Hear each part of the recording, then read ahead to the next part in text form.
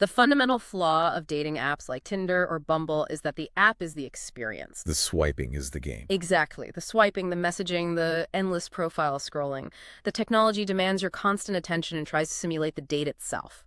The brilliance of SmartSync is that it uses technology strictly for logistics and privacy, and then it deliberately gets out of the way for the actual human interaction. So it's more like a highly competent assistant who schedules the meeting, locks the door behind you, and then leaves the room. Exactly. It doesn't try to simulate the date, it just facilitates the meeting. And more importantly, it solves that massive 90% failure rate of the early 2000s companies. The privacy issue. The mechanics of how they protect your data are a masterclass in secure UX design. Let's break those privacy mechanics down. Because if I'm trusting this company, I need to know my Stalker X isn't going to get my phone number. First of all, the analog anonymity. Attendees only use their first names at the physical events. Total anonymity to start. You are just Sarah or David. And the post-event process is entirely revolutionized. You do not hand over a physical paper scorecard to a host who might lose it, or worse, share it inappropriately. You don't wait 48 hours in agony to get an email exposing your contact info to someone you didn't even like. Instead, you are in total control. If there is mutual interest after a conversation, you go into the SmartSync web app on your phone and you click a little paper airplane icon next to their profile. That simple icon is the key to the entire privacy fortress. Clicking it doesn't send them an email.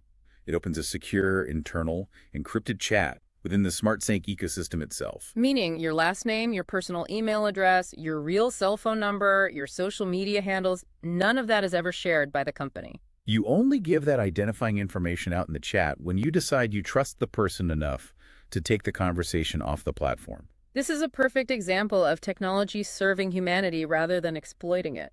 It provides a secure digital fortress around your personal data so that you feel safe enough to be vulnerable and authentic in the physical world. It removes the fear of consequence from the interaction. Okay, I concede the point. The AI is a necessary shield. So the algorithm has done its job, it has protected your data, it has analyzed your behavior and interests, and it has successfully seated you across from someone who is a 95% match for intellectual stimulation. The bell rings. The 15-minute clock starts. You look at each other. How do you prevent the conversation from immediately dying with the single most dreaded, soul-crushing, boring question in human history? So what do you do for work? That question is the ultimate bottleneck of adult socializing. It triggers small talk fatigue instantly. You go right back into your rehearsed professional elevator pitch, and the blooper reel just disappears. To bypass this, the ecosystem introduces a physical analog tool. When you sit down, there's a deck of cards on the table. It is called 52 plus 2, the card game. It is a deck of 54 cards explicitly designed by communication experts to serve as a conversational catalyst. It is an engineered icebreaker. By providing an external prompt, it relieves the pressure on the individuals to be spontaneously charming.